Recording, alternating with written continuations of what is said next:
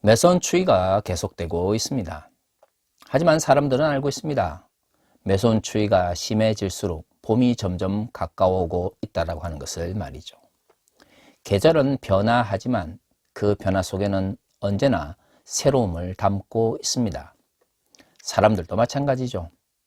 나이가 들고 또한 성장할수록 우리는 더 많은 변화를 경험하게 됩니다. 때로는 그 변화가 우리를 힘들게 만들기도 하지만 그러나 변화가 없이는 성숙할 수 없다는 것을 우리 역시 알고 있습니다. 어릴 때는 너무나 당연한 것처럼 여겨졌던 것들이 어른이 되면서 당연하지 않은 것으로 여겨지는 것은 그만큼 우리가 성숙해지고 있기 때문입니다. 저는 신앙에 있어서도 마찬가지라고 생각을 합니다. 사람들이 나이가 들면서 성숙해지고 또한 어른이 되어가는 것처럼 신앙생활을 오래 하면 할수록 과거에는 알지 못했던 하나님의 뜻을 더 많이 알 수 있게 되는 것이죠. 이것이 바로 성장이며 성숙입니다. 하지만 사람들이 잘못 알고 있는 것이 있습니다. 신앙적인 성숙과 성장을 마치 교회에서의 지위로 평가하려고 하는 것이죠. 교회에서 장로가 되느냐, 아니면 교회에서 목사가 되느냐, 교회에서 어떤 역할을 감당하느냐 하는 것은 사실 신앙의 성장 혹은 성숙의 문제와는 큰 상관관계가 없습니다. 혹자는 이렇게 이야기하실 겁니다. 초기 기독교 공동체에 있어서는 장로가 된다고 하는 것, 그리고 교회 직분을 맡는다고 하는 것, 아니 목사가 된다고 하는 것은 신앙적 측면에서 타인의 모범이 되어야 한다고 말이죠. 맞습니다. 성경은 우리에게 믿음이 성숙하고 인격적으로 성장한 사람이 교회의 지도자가 되어야 한다라고 이야기하고 있습니다. 하지만 2000년이 지난 한국 사회에서 과연 한국교회 목사들이 다른 이들보다 더 믿음에서 성숙하고 더 인격적으로 성장했는지 물어보게 됩니다. 우리는 현실이 그렇지 않다는 것을 알고 있습니다. 어쩌면 그것이 바로 한국교회의 문제인지도 모릅니다. 그렇다면 오늘날 한국교회의 문제를 만든 가장 큰 원인은 무엇일까요? 저는 구원론의 왜곡에 있다고 생각을 합니다. 흔히 예수 믿고 천당 가자 혹은 예수 믿고 천국 가야 한다라고 하는 이 단순한 명제는 기독교의 진리를 굉장히 잘 담고 있는 것처럼 여겨집니다. 하지만 여기서 생각해 봐야 되는 것은 도대체 누가 어떻게 그리고 어떤 존재로서 구원을 받게 되느냐 하는 것입니다. 과거 천국이란 말보다 천당이란 말이 더 익숙했던 시대가 있었습니다. 그 당시에 예수 믿고 천당 가자라고 하는 것은 육체적으로는 고통받고 어려움을 겪고 있지만 교회에 열심히 나아가서 신앙생활을 잘하면 결국 우리의 영혼은 저 하늘나라로 갈 수 있다라는 의미를 담고 있었습니다. 소위 말하는 육체는 악하고 영혼은 귀한 것이니 육체를 포기하고 영혼의 구원을 얻자라고 하는 것이죠. 오랜 기간 동안 한국교회는 이런 식의 이분법적인 가르침을 정당한 것으로 가르쳤습니다. 하지만 성경에서는 우리의 구원은 육체와 영혼이 함께 이루어지는 총체적인 것이다 라고 말하고 있죠. 이러한 총체적인 구원론이라고 하는 것이 7, 80년대 한국교회에서는 마치 이상한 것처럼 여겨지던 시대가 있었던 것이죠. 좋습니다. 과거에는 그랬다고 칩시다. 어린아이처럼 제대로 알지 못했기 때문에 우리가 잘못 이해했다라고 그렇게 묻어둘 수 있습니다. 사실 이러한 구원론은 영지주의적 구원론입니다. 그래서 사람들은 이것을 영지주의적 영육 이분법에 기반한 구원론이다라고 비판하는 것이죠. 그렇다면 이제 우리는 여기에서 벗어날 줄 알아야 합니다. 그러면 왜 이러한 영지주의적 구원론이 한국교회를 지배하게 되었을까요? 사실 믿음에 대해서 총체적인 인식이 부족했기 때문입니다. 과거 한국교회에서 흔히 있었던 이야기 중에 가장 널리 퍼져 있었던 이야기가 무엇입니까? 그렇습니다. 도대체 구원을 믿음으로 얻느냐 행위로 얻느냐 하는 것이죠. 사실 로마서나 갈라디아서와 같은 바울의 서신에서 구원론을 다룰 때에 행위의 문제와 믿음의 문제를 대립적으로 생각한 경우는 많이 있습니다. 하지만 우리가 지금까지 로마서와 갈라디아서를 살펴본 것처럼 로마서와 갈라디아에서 행위와 믿음의 문제는 단순히 심리적인 그리고 내적인 믿음과 그리고 도덕적 측면에서의 착함의 문제가 아니라는 것을 알 수가 있는 것이죠. 그것은 삶의 방식과 삶의 가치의 문제와 연결되어 있습니다. 그것을 행위와 믿음, 율법과 보험이라는 형태로 표현했을 뿐이지 이것을 명제화하여 대립적 관점 속에서 이해하는 것은 로마서나 갈라디아서를 제대로 이해한 방식이라고 볼 수가 없는 것이죠. 인간이 아무리 도덕적으로 산다고 해서 과연 하나님께서 보시기에 그 삶이 온전할 수 있을까요? 연약한 인간이 육체적으로 뿐만 아니라 영적으로 혹은 정신적인 측면에서 과연 하나님의 완전함과 절대함 앞에서 과연 비교가 될 수 있을까요? 저는 그것이 가능하지 않다고 생각합니다. 그것은 창조주와 피조물의 차이이며 또한 하나님께서 우리를 만드신 목적에도 합당하지 않는 것이죠. 바울이 말하는 믿음이라고 하는 것은 삶이 빠져있는 심리적 혹은 내적인 것이 아닙니다. 우리가 지금까지 로마서와 갈라디아서를 살펴본 것처럼 바울은 지속해서 우리의 믿음이 삶을 통하여 표현되어질 수밖에 없다라고 이야기를 합니다. 그렇기 때문에 우리가 살아가는 삶의 가치가 왜곡되었을 때 바울은 지속적으로 비판했던 것이죠. 만약에 단순히 그냥 내적으로 혹은 심리적인 믿음이 전부라면 바울이 굳이 여러 서신들을 통해서 그러한 잘못된 삶의 가치를 비판할 이유가 없었을 것입니다.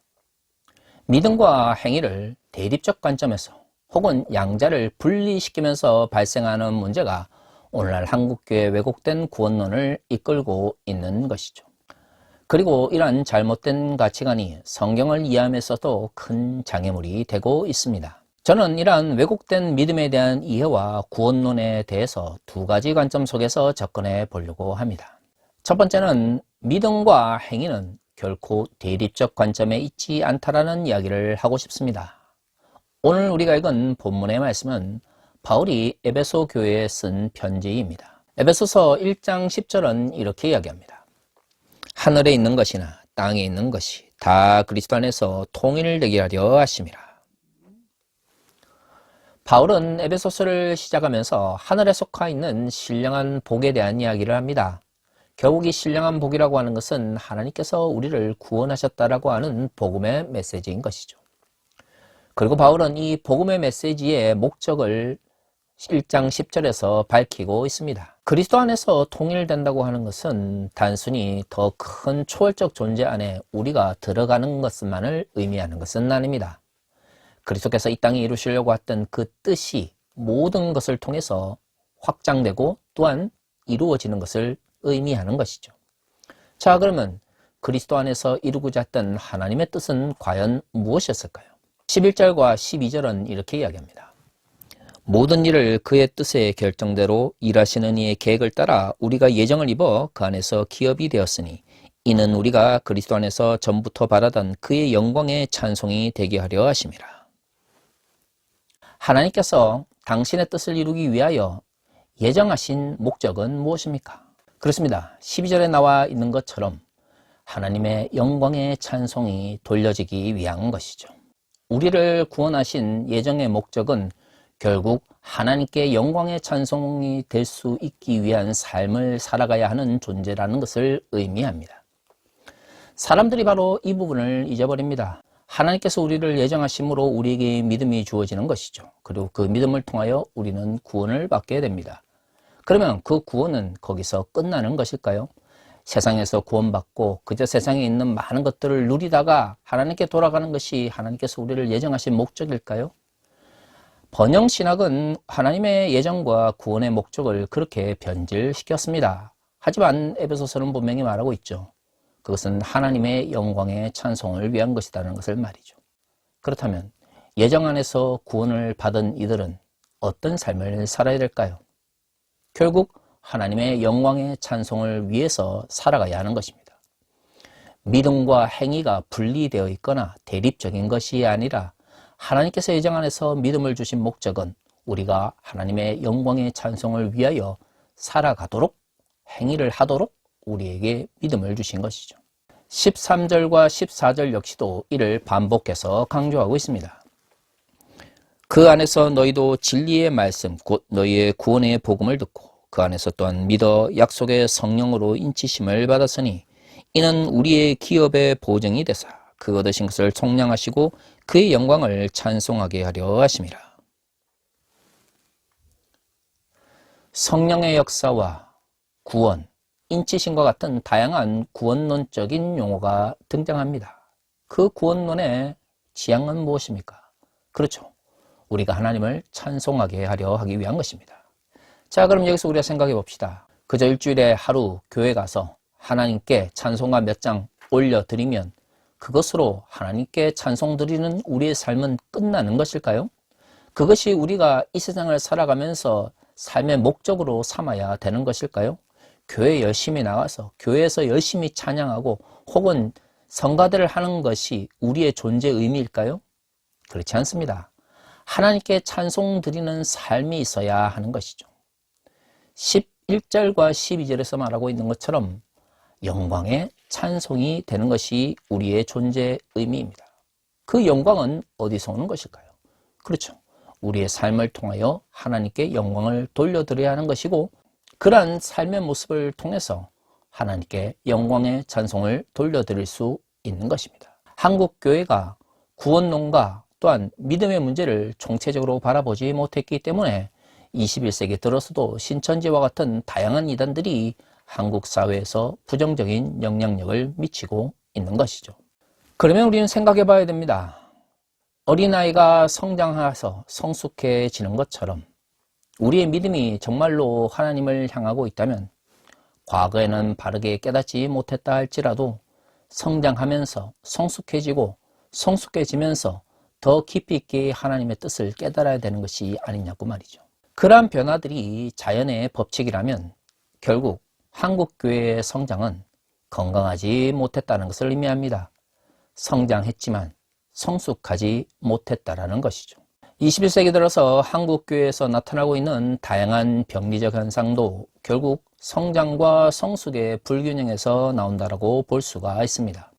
종교 중독이나 목사들의 권력 중독과 같은 부정적인 것들은 외형적으로만 성장함으로써 막대한 권력과 힘을 얻게 되었기 때문입니다. 그러면 왜 일부 교회의 목사들 혹은 종교인들이 이러한 부정적인 영향력을 가지게 되었을까요? 그렇죠. 그들이 종교적 권력을 쥐었기 때문입니다.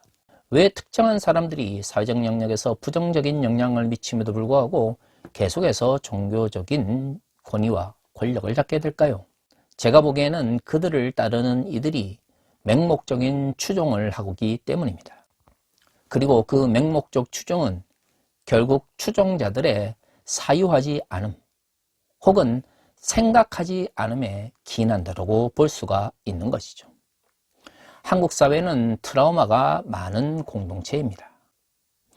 우리는 놀라운 경제 성장과 민주화를 자랑하지만 그 모든 것들을 이루기 위하여 한국 사회 구성원들이 얼마나 많은 고통과 억압을 견뎌왔는지를 종종 잊어버리죠. 그리고 그러한 것들은 결국 우리의 심리 속, 우리의 마음 속에 남아서 부정적인 영향력을 미치고 있습니다.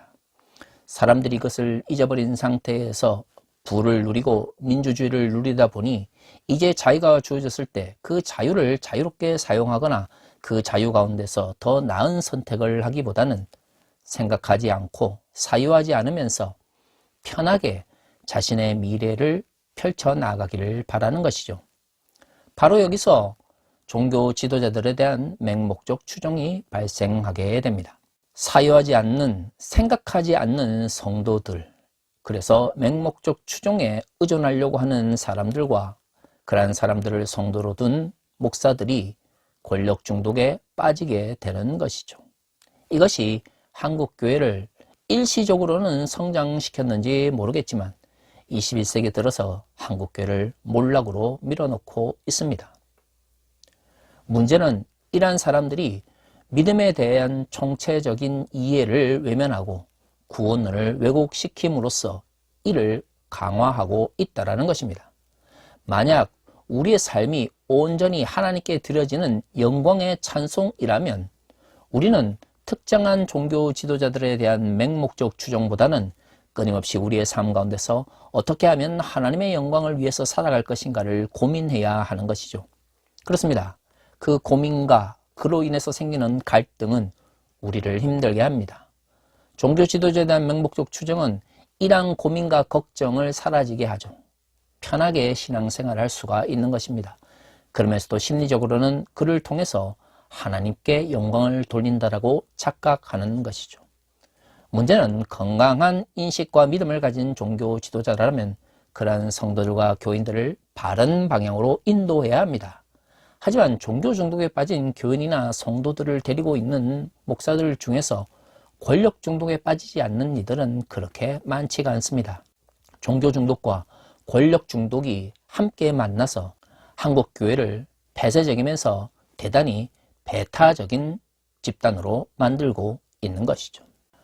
문제는 이러한 한국교회 문제가 종교적 영역 내에서만 갇혀 있는 것이 아니라 공적 영역으로까지 그 부정적 영향력을 미치고 있다는 데 있습니다. 이들에게 중요한 것은 권력과 힘의 문제입니다. 어떻게 하면 우리가 하나님의 영광의 찬송으로서 하나님께 찬송 드리는 삶, 영광 돌리는 삶을 살 것인가에 대해서 관심이 없는 것이죠.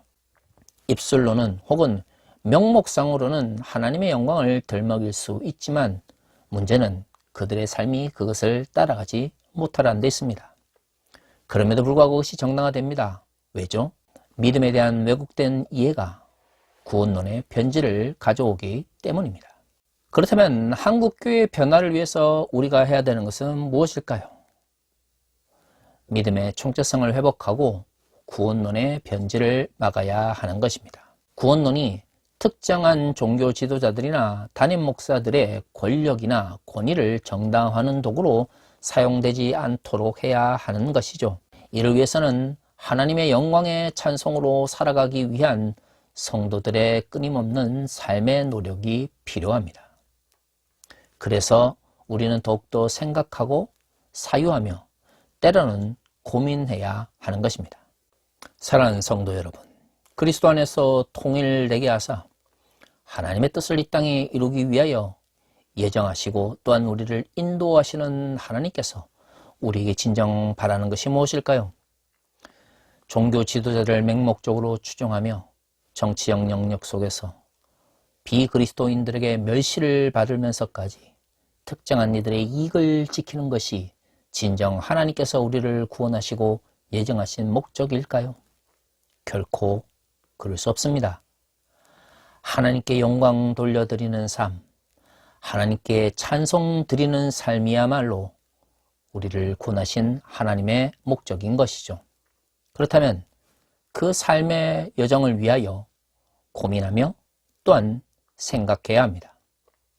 스스로 생각하지 않으려고 하는 그 왜곡된 욕망이 결국엔 하나님을 향한 왜곡된 믿음을 만들어내고 있습니다.